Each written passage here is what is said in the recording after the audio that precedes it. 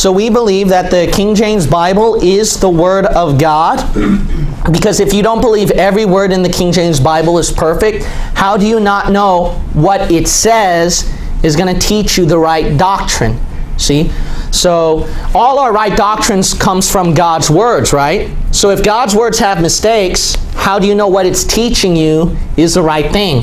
So that's why we believe and demand a perfect Bible. Now, one of the reasons why we select the King James Bible is because of the manuscript evidence. So this is going to be very important. So a lot of people, they'll think, okay, so you're picking and choosing, so why is it the King James Bible? What makes it very special? The reason why is because the immensity of manuscript evidence. Manuscript evidence. So we're going to go through that. So by choosing which line of manuscript has the best evidence, that's why we select the King James Bible. Now, in manuscript evidence, I'm going to give you these different manuscript main groups, all right, these main names. There are 4 different main groups, but I'm not going to do it that way. I'm just going to make it a little bit more simplified. So this one you can still find at the Nestle and Allen text, all right? So I don't know if I'm going to draw this accurately, but I'll try. So this symbol right here is what they call majority text. That's where our King James Bible came from. Why? Because this is the majority of manuscripts. See that? So it just makes sense. The more manuscripts you have to build up your evidence, you know, that should be the Bible you should select, right? That just makes sense. So because this is the majority of manuscripts as evidence, the King James Bible came from that. So because of that, that's why we select the KJV, the King James Bible. Now here are the other manuscripts that modern Bibles usually go by. This one is Sinaiticus. Sinaiticus. So you'll hear these 2 names quite often. Sinaiticus and Vaticanus, or Vaticanus, however way you want to pronounce it. So Vaticanus and Sinaiticus, these are the 2 main manuscripts where modern Bibles come from. But see, they're not the majority text. I'm going to show you how much of the evidence of the manuscripts is in these, all right? It's very small. Another one is Beze. Another one is Papyrus 75. Papyrus are known to be the oldest manuscripts, okay? The oldest manuscripts. Because I don't know if you remember some historical facts, but the papyrus, they're like ancient paper from Egypt, and they last pretty long. So because of that, that's why there were Bible manuscripts written in papyrus material. Okay, so these are the 5 manuscripts. Now here's something important to understand. So the KJV came from these texts. The modern Bibles, they come more from these manuscripts. That's where modern Bibles mostly come from. And then the KJV, it mostly comes from here, the majority text. All right, so I'm going to tell you the number of evidence. So Dean Bergen, he's a famous scholar from Oxford, and he's the Dean of Chichester. All right, now this guy lived at the days of Westcott and Hort, who published the first modern Bible. Okay, so that'll be interesting. So this guy was there when the first modern Bible came out. All right, but when that first modern Bible came out, Dean Bergen, he criticized about the manuscripts that the first modern Bible came out of. He says this, quote, all 4, he's talking about these 4, where the modern Bibles come from. He quotes, all 4 are discovered on careful scrutiny to differ essentially. How much?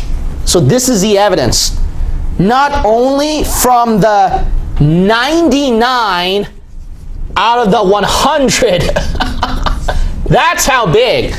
99 out of 100 of the whole body of extant manuscripts, but even from each other. End of quote. That's found in the Revision Revised.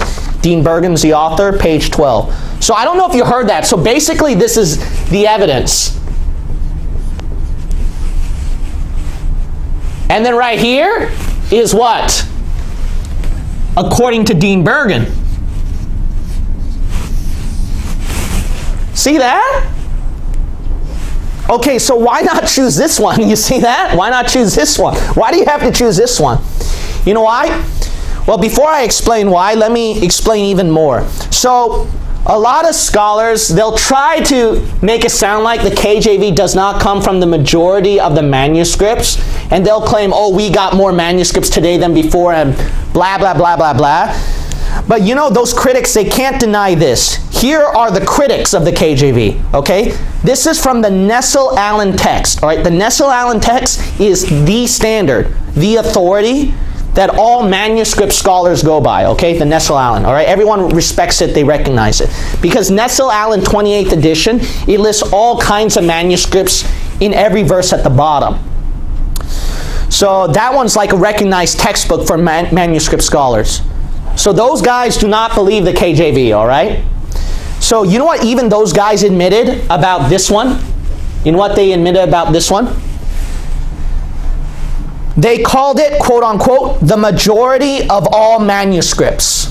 Another one of their quotes, readings supported by the majority of all manuscripts. And several times they called it majority, see, text. See that? Even they recognize that. Even they recognize KJV comes from that. That's why they call it that. So this is found at Novum Testamentum Grace, 27th edition. You can find it on page 51, 55, 46 as well. All right, now here's the problem, all right? They'll say this. The reason why we go by these manuscripts, not by this, is because these are ancient manuscripts, all right? That's what they'll say. These are ancient manuscripts. So because these things are older, that's why we go by this 1%, we go by this. We don't go by this because this came out much later. Well, here's their problem, all right? The problem is that the KJV, which came from a line, the traditional text, which is right here, the KJV that came out of that line, there are other manuscripts that also show from the traditional text that the KJV came out of. And these dates are actually pretty ancient, all right? So let me erase this part.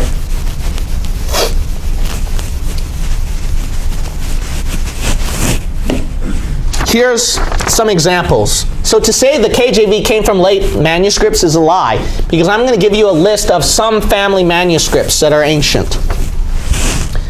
The Syriac Peshitta. You know what century that was? I'll tell you when. 2nd century. See that? That's old.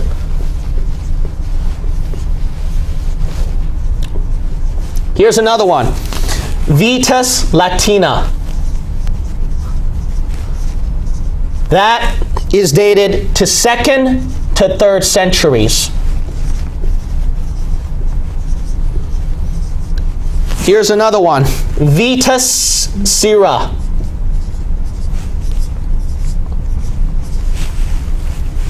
Dated 2nd to 4th. Another one is Magdalene Papyrus. So it's the papyrus, see, which are known to be one of the most ancient manuscripts. There's a reading in Magdalene Papyrus that actually supports the traditional text that the KJV came out of and actually contradict the other modern Bibles. The Magdalene Papyrus is actually so ancient. 1st to 2nd centuries they dated. Another one is the Church Fathers. So even if the manuscripts don't have it, you got the writings of the Church Fathers who will quote verses that are similar with the KJV. So the Church Fathers are evidence too. These guys range from 1st to 5th centuries. So all the way from 1st all the way to 5th. Not only that, this is not the only one. There are also other papyri manuscripts. Believe it or not. There are other papyri manuscripts. And papyri manuscripts, they're very ancient. They're considered the most ancient. Or one of the most.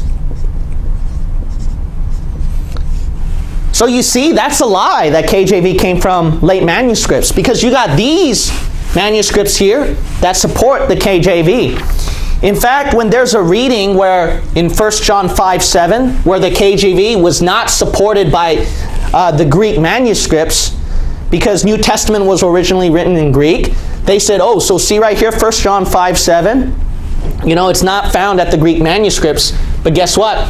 They found it in one of the old Latin manuscripts. See that? So here's the idea. The idea is this. The KJV, all of its verses are going to come from the majority text. And then the remainder, 1% or whatever, how much percentage is left over, is going to be supported by these ancient manuscripts. And these are just some.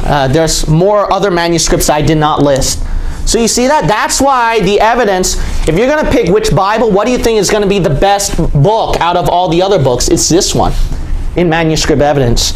So this is talking about manuscript evidence. Why? See, that's why we select this.